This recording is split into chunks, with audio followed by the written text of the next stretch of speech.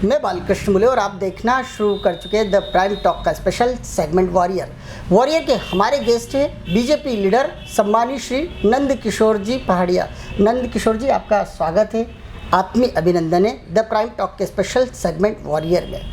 आपको एक योद्धा की तरह देखा जाता है, जिस तरह से आपका कृतित्व है राजनीतिक क्षेत्र में आपका नाम बड़े सम्मान के साथ लिया जाता है, क्योंकि आपने राजनीति खुद के व्यक्तित्व के लिए की है, खुद के लिए की है और जन सेवा के लिए की है। लेकिन सबसे पहले हम चर्चा करना चाहेंगे आपके बाल्यकाल की, आपके बचपन की, आपकी स्कूल लाइफ की, आपके परिवार की।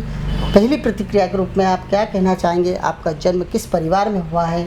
माता पिता क्या किया करते थे, आज क्या करते हैं? सब आपके मुखारबिन से सुनना चाहेंगे, क्योंकि हमारा कार्यक्रम जो है इसी बेस पर बनाया जाता है कि हम व्यक्ति को पहचाने, व्यक्ति के कृतित्व को पहचाने, व्यक्ति के उस संघर्ष के दौर को भी सुनना चाहेंगे, जो जिसे आप श्रोधार करके, जिसे चुनौती के रूप में मान के आगे बढ़ते चले गए और आज देवी अहिल्या की नगरी में आप अपनी अमिट पहचान बना चुके हैं। क्या कहना चाहेंगे पहले प्रतिक्रिया के रूप में? देखिए, मेरा जन्म एक साधारण से परिवार में हुआ जी। मेरे माता पिता राजस्थान से थे जी। राजस्थान से उनको करीब आए हुए करीब 70 वर्ष इंदौर शहर में आए हुए जी जी। पारिवारिक स्थिति ऐसी थी कि कहीं ना कहीं फैमिली बहुत बड़ी रही है हमारी जी जी। 6 भाई और 5 बहनें हैं। 11 भाई बहन का परिवार था हमारा जी। हमारे पापा के 2 ब्रदर थे, उनको मिला के हम 18 भाई एक ही जगह निवास स्थान हमारा गोमा की फेल है जी। तो क्या बड़ी फैमिली है जी। कहीं ना कहीं विरासत में हमें कुछ ऐसा मिला नहीं जी। सबने संघर्ष किया है और सबने गरीबी देखी है। हमने भी हमारे समय पे 5 रुपये रोज में भी कहीं कार्य किया, काम किया है, कहीं नौकरी भी की है जी। तो ऐसी अवस्था को देखते हुए एक सेवा का भाव मन में जागा। हमारे जो भी साथी थे, बस्ती के जो भी लोग थे, ऐसे ही चर्चा चल पड़ी कि क्योंकि हमारे से जो बड़े ब्रदर थे रतन भैया जी, वो क्या राजनीति में कभी एक समय उन्होंने भी निर्दलीय चुनाव लड़ा था जी। वो भी करीब 140-145 वोट से वो उस समय चुनाव हारे थे अशोक जारवाल के अगेंस्ट ही जी। तो राजनीति कभी हमारा पारिवारिक में कहीं से कहीं तक राजनीतिक कोई व्यक्ति तो था ही नहीं जी। ये तो क्या परिवार बड़ा था जी। संघर्ष था, लोगों से संबंध थे। इस बस्ती में रहना, गोमा की फेल, पंचम की फेल जी। ऐसे बाहुल्य क्षेत्र में रहकर यहाँ पढ़ना, यहाँ अपने आप को संस्कार सीखना, हमारे माता पिता ने संघर्ष किया, तो उन चीज़ों से हमने जो सीख ली, बिल्कुल जो सेवा भाव उनमें था जी। वो भले हम एक छोटी सी खोली में रहते थे, बिल्कुल हमारा जो मकान होता था उस समय समझो कि आप 10 बाय 15 या 16 का होता था, लेकिन हमारी इतनी बड़ी फैमिली, हमारे दोनों ताऊजी और हमारे तीनों के मकान आमने सामने थे जी। मगर वो एक समय ऐसा था, इतना प्रेम भाव था कि हम जब गोदड़ियों या छत जो दरी बोलते हैं हम उससे बिछा कर सोते थे, एक ही रूम में हम उस समय एडजस्ट हो जाते। तो हमने वो विषय और वो समय देखा है बिल्कुल। तो इसलिए ईश्वर से हम तो यही प्रार्थना करते हैं कि ईश्वर कहीं हम किसी की सेवा कर सकते हैं या किसी के काम आ सकते हैं। बिल्कुल सही कहा। तो प्रभु से ये प्रार्थना करते हैं कि हमें इस लायक आपने बनाया है, तो हम इसको आगे बढ़ाते रहें और ये सेवा कार्य करते रहें। तो हमें हमारे माता पिता और परिवार से जो ये प्रेरणा मिली है, उसी को हम आगे बढ़ा रहे हैं। बिल्कुल, मैं काफ़ी अपने आप को रोमांचित महसूस कर रहा हूँ नंद किशोर जी, जिस तरह से आपकी बातचीत हुई है, जिस तरह से आपने एक वास्तविक कहानी अपने जीवन की सुनाई, क्योंकि आज आप एक ऐसे मुकाम पर है जिसमें यूँ भी कहा जा सकता है कि भारतीय जनता पार्टी के भीतर आपको काम करते हुए बरसों बरस हो गए और कहने के एक ऐसे मुकाम पर है कि पूरी पार्टी आपको पहचानती है, इंदौर नगर आपको बड़े सम्मान से पहचानता है, कहने के आपका पूरा सम्मान करता है। लेकिन बावजूद आपने अपने संघर्ष के काल को अभी तक भी नहीं भूले हैं और कहने के अपने संघर्ष को याद करते हुए हर दिन दुखी और ज़रूरतमंद की मदद करने के लिए आगे आते हैं। आपके स्कूली जीवन की बात करना चाहेंगे, किस तरह का एजुकेशन मिला है? क्योंकि संघर्ष तो आपने बता ही दिया है, तो आप स्कूली जीवन आपका किस तरह की आपकी पढ़ाई हुई है, कहाँ पढ़ाई हुई है, किस तरह आप पढ़ पाए हैं, नहीं पढ़ पाए, बताइए। देखिए, क्या रहा, परिवार में कोई शिक्षित तो था नहीं जी। जैसे तैसे हमने 5वीं पास की। हम बाल विनय मंदिर पलाचा में हुआ करता था, वहाँ से हमने 5वीं पास की। उस दौरान हमारे फादर का स्वास्थ्य थोड़ा ख़राब था, तो पहाड़ी हॉस्पिटल राजवाड़ा पर हुआ करता था। तो एक लंबा समय उनका इलाज चला, तो फैमिली पूरी डिस्टर्ब हुई। तो उस दौरान 5वीं पास करके मैंने पढ़ाई छूट चुकी थी मेरी। 5वीं पास करने के बाद मैंने 8वीं पास की, डायरेक्ट यहाँ एडमिशन लिया हमारे 7 नंबर 27 नंबर गोमा की फेल में ही। वहाँ से मैंने 8वीं पास की जी। लेकिन ईश्वर की ऐसी वो थी, एक ललक थी हमारे मन में कि मेरे से जो 2 छोटे भाई थे जी ताऊ जी के जो छोटे लड़के थे, जी तो हमने मेहनत की। उस समय मैं दुकान चलाता था, तो उनको हमने दिल्ली पढ़ाने भेजा। मेरे से छोटा वाला भाई शिक्षक है आज। ओके। तो ईश्वर की ऐसी प्रार्थना थी कि वो आईएएस की उन्होंने एग्ज़ाम दी थी, तो वो प्री एग्ज़ाम में पास हुआ, सब इंस्पेक्टर की दी, उसमें था। योग नहीं बना उसका, जी या हो सकता था कि हमारे सोर्स नहीं थे उस समय, या जो भी कारण हो। आज ये समझ लो आप 91, 92 यानी 91-92 की ये घटना है। जी। तो पढ़ाई हमने तो देखी नहीं और हम खुद तरसते हैं आज। मैं सोचता हूँ, जैसे मैंने अभी पिछले वर्ष यानी 2 वर्ष पहले ही फ्री बैठा हुआ था, तो 10th की एग्ज़ाम दी। बहुत बढ़िया। तो उसमें मेरे को 5 नंबर मिले, एक्स्ट्रा ग्रेस से मैं पास हुआ। शानदार। तो कहीं ना कहीं एक लालसा रही। अभी मेरे 2 बेटे 1 बेटी हैं जी। तो दोनों ने फाइनल कर लिया है। गुड़िया ने 12th करके अभी वो भी कॉलेज में है। जी। तो कहीं ना कहीं एक कशिश है मन में कि परिवार पे हमने जो परिस्थितियां देखी है जी। उससे तो चाहे क्षेत्र का कोई भी बालक या कोई भी किसी भी गरीब परिवार से कोई भी हमसे बोलने आता है कि हमें इस चीज़ की दिक्कत है, पढ़ाई के क्षेत्र में, पढ़ाई के क्षेत्र में हो, शिक्षा के या सेवा के जो भी, तो हमारे मन में एक ऐसी जिज्ञासा हो चुकी है कि यार मैं किसी की मदद कर सकूं, बिल्कुल सही, या किसी के काम आ सकूं। तो हमारे माता पिता का वो सपना, भले ही वो फैमिली से नहीं बने या अपन किसी की मदद कर दें उससे बन जाए। जी जी। तो एक ऐसी लालसा है। पढ़ाई के स्तर में हम बहुत कमज़ोर रहे हैं, तो हम ऐसा चाहते हैं कि हमारी बस्ती के लिए जहाँ मैं पढ़ा था, तो मैंने 1 करोड़ रुपया में किस्मत से भाग्य से एक बार पार्षद बन गया, लोगों ने जिता दिया जी। तो मैंने वो विद्यालय का निर्माण 1 करोड़ रुपए की लागत से कराया। और कई ऐसे बच्चे आज भी आते हैं, किसी को फीस की तकलीफ हो, किसी को इलाज की या जो भी होती हो, तो एक सेवा का भाव तो मन में ऐसा जागा हुआ है कि मैं 15-10 साल पहले पार्षद था, लेकिन मेरे को आज भी लोग बस्ती के बैठने नहीं देते। कुछ ना कुछ कार्य करने के लिए कहीं ना कहीं आगे पीछे मुझसे निवेदन करते हैं या मुझसे आग्रह करते हैं। तो मैं भी प्रयास करके, हमारे विधायक जी हैं, जो पार्टी के वरिष्ठ कार्य लोग हैं, उनसे मिलके जो भी मदद हो सकती है वो कराते हैं। बिल्कुल। आप काफ़ी, आपका जो हृदय जो है काफ़ी संवेदनशील है। जिस तरह से आप हमें आपके जीवन की गाथा कहे या जीवन का सफ़र सुना रहे हैं, उसमें बिल्कुल वास्तविकता, सच्चाई स्पष्ट रूप से झलक रही है। जैसे आपने कहा कि आज भी कोई आता है, क्योंकि आप आज भी कोई आता है जब बोलते तो कहीं ना कहीं आपका जो अधूरा सपना है आप उसके भीतर झांक कर देख लेते हैं और कहीं ना कहीं उसे पूरा करने की कोशिश करते हैं। जिस तरह से आज आप 50 वर्ष में अर्धशतक पूरा कर चुके और आपने 2 साल पहले ही 8वीं 10वीं क्लास के एग्ज़ाम दिए। अब आपके भविष्य की प्लानिंग है कि अब आप 12वीं क्लास के एग्ज़ाम देंगे, जबकि आपके बेटा और बेटी ग्रेजुएशन और 12th की तैयारी कर चुके हैं। बेटा ग्रेजुएशन कर चुका है, बेटियाँ 12th में, और आप भी 12th पास करने के आपके मन के भीतर कहने के अब कुलबुलाहट जाग सी गई। अब बातचीत करना शुरू करेंगे राजनीतिक क्षेत्र की। आप राजनीति में कब सक्रिय हुए? इंडिविजुअल आपने 2 चुनाव लड़े। कहीं ना कहीं आपने जब चुनाव लड़े तो कई दिग्गज नेताओं को आपको रोकने के लिए आना पड़ा। किस तरह याद करते अपने राजनीतिक सफ़र को, अपने चुनावी यात्रा को? देखिए, वो पल कभी मुझे याद आता है जब मैं पहली बार चुनाव लड़ा था जी। जब 2004 में नगर निगम का चुनाव में इंडिपेंडेंट लड़ा था, तो यहाँ पर उस समय 2 बार के पार्षद अशोक जारवाल कांग्रेस से थे जी, भारतीय जनता पार्टी से दिनेश जारवाल थे जी, और बहुजन समाज पार्टी से राकेश बेरवा जी थे जी। और मैं उस समय इंडिपेंडेंट लड़ा था, तो कई मेरे मित्र जैसे साथी, हम ये यहीं आसपास एक बैठक स्वरूप, यानी हमारी सोच ही शुरू से ऐसी रही कि कोई भी हमारे पास आता है तो हम तो ईश्वर से प्रार्थना करते हैं कि ईश्वर हमें इस लायक बनाए कि भाई कोई भी आए तो उसका कार्य, जैसे हमारे क्षेत्र में आज शहर में बहुत सारे ऐसे लीडर हैं जो आते हैं सरलता से, किसी का भी कोई काम के लिए रुकते नहीं। बिल्कुल सही कहा। तो वो चुनाव मैंने देखा था, तो क्या है कि मैं खुद एक समय किसी की लाइट बंद होती थी तो मैं खुद निशानियाँ उठवा के उसका काम कराने की लगन रखता था। बिल्कुल, एक कार्य करने की इच्छा शक्ति होती है। बिल्कुल सही कहा। जैसे तैसे वो चुनाव में लड़ा। यहाँ पर क्या सामाजिक बेल्टों का समीकरण बहुत तगड़ा है। बिल्कुल, जातिगत वोट काफी बढ़ते हैं, बहुत ज्यादा बढ़ते हैं। और इस बेल्ट में पहली बार गोमा की फेल से कोई कैंडिडेट, यहाँ पे 5 लोग यहाँ भी खड़े हुए थे मेरे समर्थन में, पहली बार बैठे वो जी, और पहली बार वो मैं चुनाव जीता। यहाँ पर मैं जब चुनाव की काउंटिंग हो रही थी तो मुझे आज भी वो दृश्य ध्यान आता है कि हमारे पंकज दादा उस समय मेयर का चुनाव लड़ रहे थे और मांगीलाल जी चौहान भास्कर के बहुत वरिष्ठ पत्रकार थे।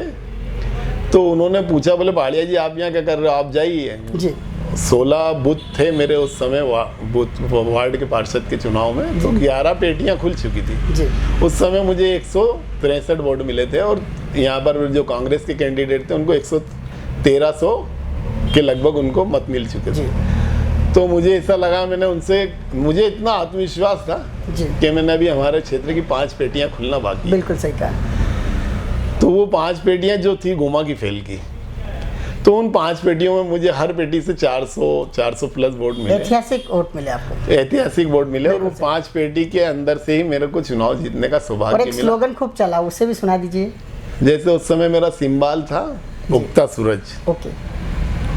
तो करीब करीब सुबह के भोर होते होते जैसे सूर्य देवता प्रकट हो रहे थे, उस समय ही समझो ईश्वर की ये भाग्यशाली था, मैं अपने आप को भाग्यशाली समझता हूँ कि सुबह 6:45 बजे के लगभग 7 बजे के लगभग डिसीजन आया जब, तो मैं स्टेडियम में ढोक देकर आया कि साहब अब ये बोल रहे हैं ऐसा लोग कि यार क्या अब तुम जाइए घर, बोले आपको यहाँ क्या करने की जरूरत, बोले अब ये डिसीजन हो गया है। क्योंकि एक कोई भी व्यक्ति अगर 1300 मत लिया था और 5 बूथों का खुलना रह जाता है तो वो कोई कल्पना भी नहीं कर सकता कि वो 5 पेटियों के आधार पे जीत जाए। लेकिन मेरे को 90% लोगों ने वोट दिया।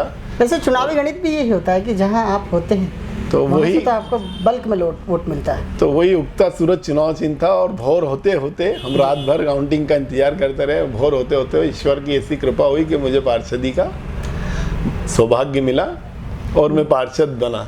सुबह का मीडिया जैसे ही कहीं ना कहीं उसमें ऐसा आया, एक हमारे प्रभात किरण के कोई पत्रकार थे उस समय जी, उनने एक हेडिंग बनाया था मेरे लिए, खुल गई पेटी मच गया शोर, जीत गया भाई नंद किशोर। बिल्कुल। तो ये कहीं ना कहीं क्या, और उस दौर में मैं बता रहा हूँ कि करीब करीब जब मेरे जब जीत की घोषणा हुई जी, तो मेरी बस्ती के कम से कम 500 से 700 लोग स्टेडियम पहुंच गए और मुझे पैदल कंधों पे बिठाकर, क्या बात, मेरे जीवन में मैं कल्पना करता हूँ और ईश्वर से हाथ जोड़कर उनका सम्मान करता हूँ जो भी ये देखते हैं कि उन्होंने किस कदर मेरे प्रति भावना थी कि मुझे पैदल दौड़ाते हुए और पैदल कंधों पे बिठाते हुए मालवा मिल गया और ऐतिहासिक स्वागत जो कराया। 2 से 2.5 किलोमीटर का लंबा अंतराल है आपका घर और नेहरू स्टेडियम जहाँ की मतगणना हो रही थी, बावजूद इसके वो कितना रोमांचित करता है मनुष्य के जीवन में, इतना प्रेम, इतना अपार स्नेह जब आप जैसे लीडर को मिलता है। तो अपार स्नेह और स्नेह के कारण ही तो एक बोलना नहीं चाहिए, हमारे सब वरिष्ठ नेताजी हमारे शहर के बहुत सारे लोग हैं ऐसे जो कहीं ना कहीं सोचते भी है कि यार ये स्पष्टवादी है या स्पष्ट बात करता है।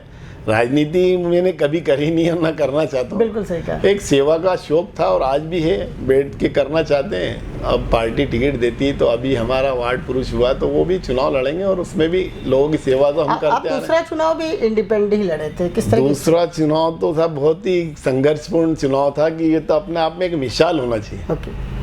ये कहीं ना कहीं कोई भी व्यक्ति को निर्वाचन अधिकारी कलेक्टर होता है जी जी, तो सबको समान रूप से उससे देखना चाहिए। बिल्कुल सही कहा, सबको एक समान आंख से देखना चाहिए। भाई हम यहाँ पर 10 कैंडिडेट थे या 11 कैंडिडेट थे तो उनको एक ही दिन, जैसे कोई सा भी चुनाव होता है उसकी एक लिमिट होती है कि 10 दिन पहले आपको सिंबल दिया जाता है, आप घर घर जनसंपर्क करेंगे, आपकी पंपलेट सामग्री छपवाएंगे, चुनाव सामग्रियां छपवाएंगे, तो उसमें एक समय निर्धारित होता है 10 दिन का। जी बिल्कुल सही कहा। नंद किशोर जी, आपने सेकंड चुनाव भी लड़ा, निर्दलीय लड़ा, आखिर ऐसा क्यों? आखिर जन समर्थन आपके साथ था, पहला चुनाव आप अच्छे मतों से जीत चुके थे, काफ़ी विकास कार्य भी करा चुके थे, फिर ऐसी स्थिति क्यों बनी? देखिए पार्टी का डिसीजन था, दूसरा चुनाव जो था मेरा जी, उसमें मेरे कई क्षेत्र चेंज हो गए थे। बिल्कुल, अच्छा। उसमें 5 इलाके परिसीमन में आ गए थे जहां मैंने 11 गिलास भी किसी को पानी नहीं पिलाया। उन 5 इलाकों से मुझे 1100 वोट मिले थे। बहुत बड़ी बात है।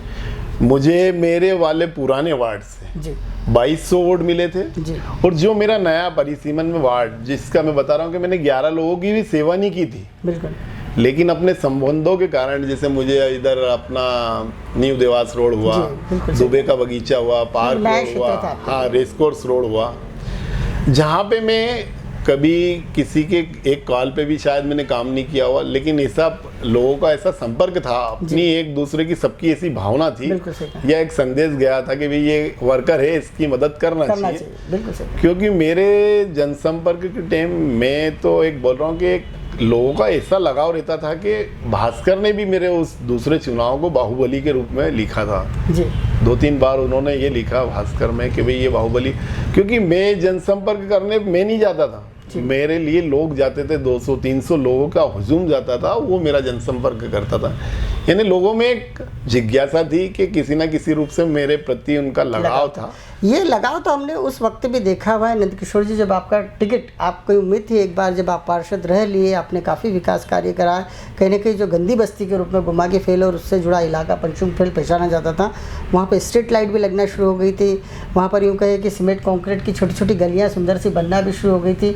और जब आपको टिकट नहीं मिला, कहीं ना कहीं उम्मीद थी आपको बीजेपी से टिकट की, उस समय भी जब टिकट नहीं मिला तो घर से महिलाएँ आई थी, कुछ महिलाएँ हमने खुद ने देखी थी कि वो आटे के हाथों से सनी हुई थी और कहने की पार्टी के प्रति आक्रोश और आपके प्रति समर्थन जता रही थी कि नंदकिशोर जी को ये टिकट मिलना चाहिए था।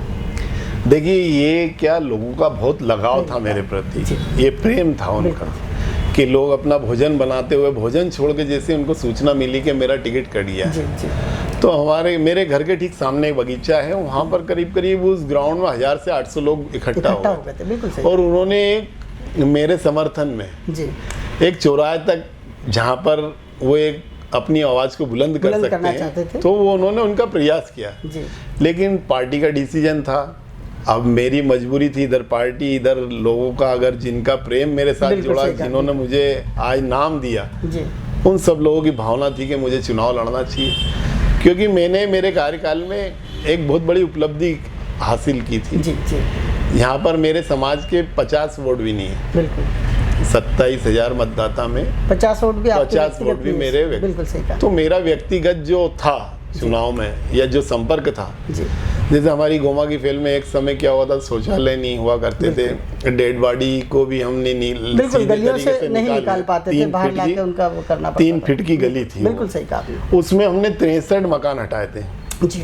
और मैं इंडिपेंडेंट चुनाव लड़ा था, तो मुझे बहुत संघर्ष करना पड़ता था, तो मैंने शाम को 7 बजे जेसीबी मांगा कि यार मुझे नाले की सफाई करनी है जी।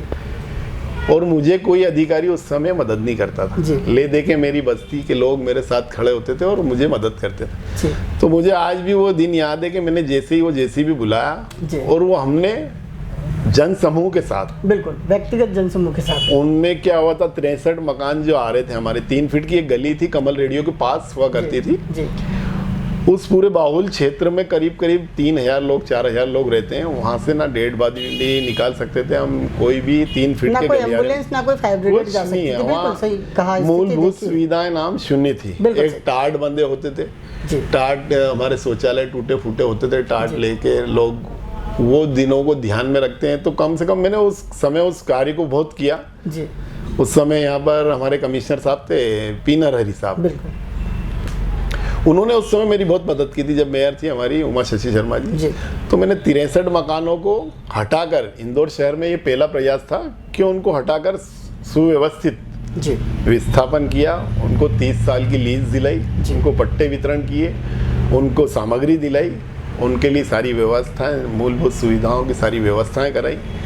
और जितने भी यहाँ समाज के जितने बड़े बड़े समाज हैं, जैसे बेरवा समाज की धर्मशाला, भामी समाज की धर्मशाला, दूसरा चुनाव में हारा जरूर, लेकिन कोष्टी समाज में मैंने 8 लाख रुपए की प्रयास करके वहाँ भोगदो को बनाया, नायक समाज को धर्मशाला दी, कोरी समाज को दो मंजिला धर्म, यानी कि सामाजिक स्तर पे सारे कार्य किए। उसी का परिणाम था कि मुझे लोग यहाँ आज भी चाहते हैं और मुझे भी ये ललक रहती है कि मैं मेरा काम छोड़ के उनके काम में बढ़ जाता हूँ। बिल्कुल नंदकिशोर जी, भले आप अपने स्वयं से अपनी हार को स्वीकार करते हैं कि मैं दूसरा चुनाव हारा जरूर, लेकिन मुझे व्यक्तिगत रूप से ऐसा लगता है कि आप अजय योद्धा है। जिस विपरीत परिस्थिति में, जिस चुनौती के साथ में आपने अपने आप को पूरी जीवटता के साथ में चुनाव में झोंका, बगैर किसी के सपोर्ट के, बगैर किसी संगठन के, फिर आप एक बार दूसरा चुनाव भी लड़े। अब बारी आ रही तीसरे चुनाव की। अब तो आपके साथ विधायक माननीय श्री महेंद्र हाड़िया जी है, कहीं ना कहीं आप उनके करीबी है, विश्वास पात्र है, उनके हर कार्य में उनको स्वयं को जिताने में आपकी अहम भूमिका है। स्पष्ट रूप से कहा जाए तो महेंद्र हाड़िया जी से व्यक्ति को विधायक बनाते हैं तो आप जैसे कर्तृत्ववान कार्यकर्ता, जिनकी ज़मीन मजबूत है, जिनके कहने पर लोग मतदान करते हैं नेता को, साथ ही उनके हर सुख दुख के आप सारथी बन जाते हैं। इस बात को कितना सहमत है मेरी कही बात से, या यूँ कहे कि कितना समर्थन करते हैं? क्योंकि कभी मीडिया की बातों का भी नेता ने समर्थन कर देना चाहिए। नहीं, आपकी बात से मैं समर्थन इसलिए नहीं कर रहा हूँ क्योंकि हमारे विधायक जी जो हैं जी, हमें प्रेरणा उन्हीं से मिलती है जी।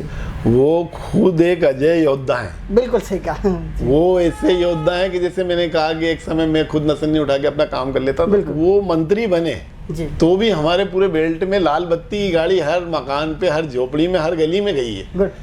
उन्होंने इतिहास बनाया कि मध्य प्रदेश के वो पहले ऐसे एमएलए बने जिन्होंने कि इतनी सारी मुख्यमंत्री की योजनाओं का लाभ सबसे अधिक दिलाया, 230 विधानसभाओं ने, तो हमारे महेंद्र हाड़िया जी ने दिलाया जी।